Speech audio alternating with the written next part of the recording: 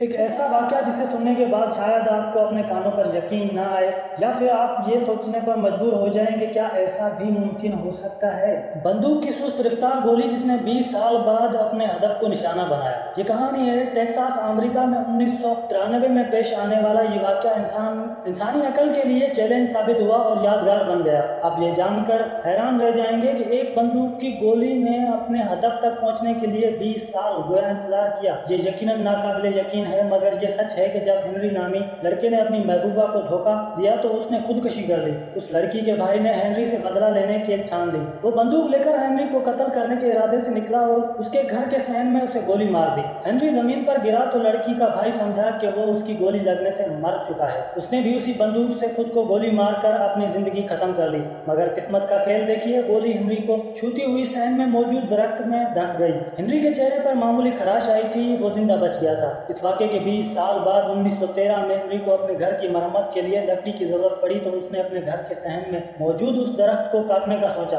جس میں وہ گولی دھنسی ہوئی تھی، جو اس کی جان لینے کی نیت سے چلائی گئی تھی۔ درخت کی لکڑی پائیدار اور سخت تھی، جو کسی طور پر آرے سے نہیں کٹ رہی تھی، لہٰذا ہنری نے بارود کے ذریعے درخت کو اڑانے کا فیصلہ کیا، اور جیسے ہی دھماکہ ہوا، درخت میں دھنسی 20 سال پرانی گولی تیزی سے نکل کر ہنری کے سر میں لگی اور وہ وہیں ڈھیر ہو گیا۔ اسے ہم محض اتفاق کہہ سکتے ہیں، لیکن جہاں یہ واقعہ ہمیں حیرت میں مبتلا کرتا ہے، وہیں انسان اس کی وضاحت دینے سے بھی قاصر ہے۔